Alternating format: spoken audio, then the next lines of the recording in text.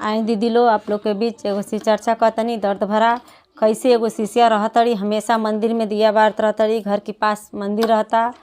और फिर कैसे उनकर सास जेठान ननद देवर सब कोई उनके ताना मारता तो बेचारी छोड़ दिल बाड़ी। तो शिव गुरु कैसे सपना देखौले बानी का कहतनी आई लो बहुत सुंदर बाटे।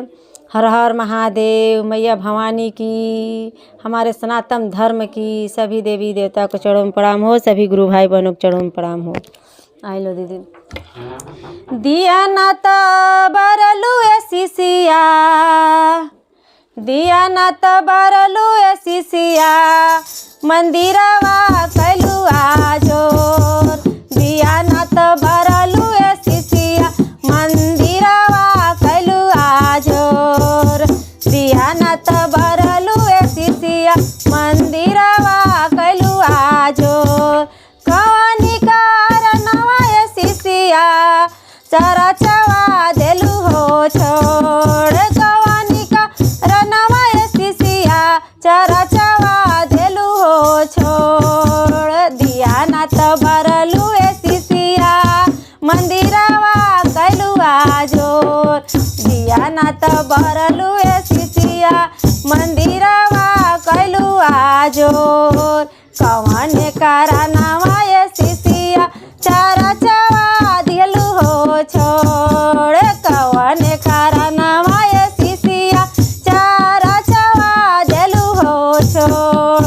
जैसे चर्चा छोड़ दिल रही, मंदिर में जेबे ना करी तो वे सपना देखौनी शिव गुरु कि काहे से कर दिलू। तो का कहतनी आगे सुनी लो।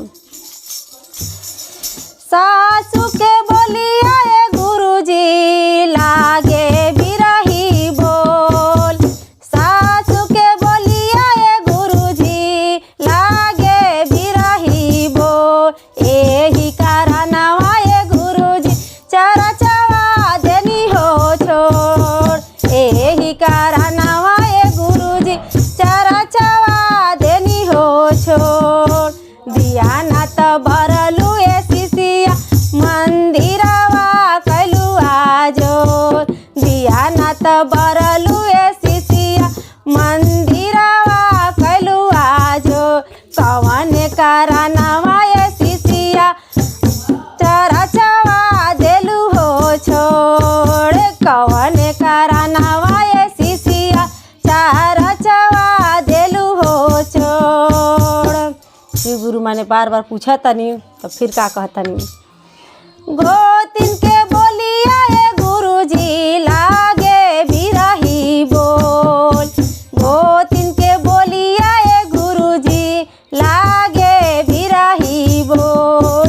एही कारणवा गुरुजी चरचवा देनी हो छोड़। एही कारणवा गुरुजी चरचवा देनी हो छोड़। तो गुरुजी फिर कैसे समझाओ तनी के।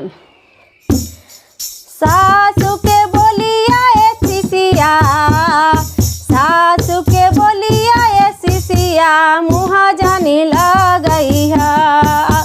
सासू के बोलिया शिशिया, मुँह जानी लगई है। रोजा रोजा आई है शिशिया, हमारी चरचवा। रोजा रोजा आई है शिशिया, गुरु की चरचवा। गोतिन के बोलिया शिशिया, मुँह जाने लगई है। गोतिन के बोलिया शिशिया, मुँह जाने लगई है। रोजा रोजा आई है शिशिया, गुरु की चरचवा। रोजा रोजा आई है शिशिया, गुरु की चरचवा। कि दिया ना तो बरलू शिशिया, मंदिरवा कैलू आजोर। दिया ना तो बरलू शिशिया, मंदिरवा कैलू आजोर। कवन कारणवा शिशिया, चरचवा देलू हो छोड़। कवन कारणवा शिशिया, चरचवा देलू हो छोड़। दिया ना तो बरलू शिशिया, मंदिरवा कैलू आजोर। दिया ना तो बरलू शिशिया, मंदिरवा कैलू आजोर। जय श्री गुरु।